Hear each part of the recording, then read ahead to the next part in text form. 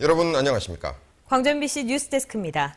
새정치민주연합이 기초선거 공천을 하기로 결정하면서 공천 전쟁이 시작됐습니다. 갑작스러운 결정으로 시도당과 후보자들 발등에 불이 떨어진 셈입니다.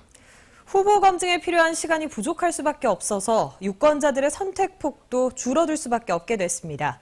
첫 소식 이계상 기자입니다. 6.4 지방선거 후보 등록 시기까지 남아있는 기간은 한 달에 불과합니다. 새정치민주연합은 일정이 촉박하다는 점을 고려해 곧바로 중앙선거대책위원장단 회의를 열고 개혁 공천으로 논란과 혼선을 최소화하겠다고 밝혔습니다. 국회의원에게 줄 서는 후보가 아니라 국민에게 줄 서는 후보를 추천하는 일입니다. 이번 선거에서의 성패는 바로 개혁 공천의 성공 여부에 달려있다고 생각합니다. 가장 다급해진 것은 새정치연합 광주시당과 전남도당입니다.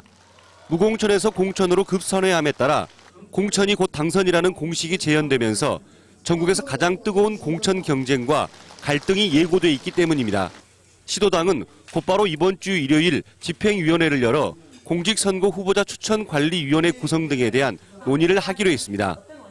안을 여러 개 만들어서 저희들이랑 협의해서 안을 여러 개 만든 다음에 이제 선택하도록 할 것 같습니다. 왜냐하면 단위 전국적 차원에서 보면 전부 다 형편이 틀리기 때문에.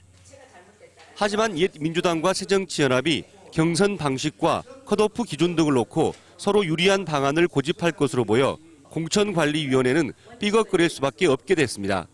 또 공천 과정에서 양측의 불협화음이 계속돼 시간에 쫓기게 될 경우 후보자 검증도 제대로 하지 못한 채 졸속 공천을 하거나 결과에 승복하지 못하는 후보들의 무소속 출마도 잇따를 것으로 우려됩니다.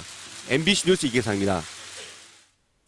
새정치민주연합은 경선을 할 경우 광주시장은 오는 23일, 전남지사는 24일에 공론조사와 현장 투표를 진행하고 투표 전 이틀 동안 여론조사를 실시하는 방안을 검토하고 있는 것으로 알려졌습니다. 그러나 광주 전남의 경우 시도지사 경선 규칙이 아직 정해지지 않은 상황이어서 경선 일정이 미뤄질 가능성도 있습니다.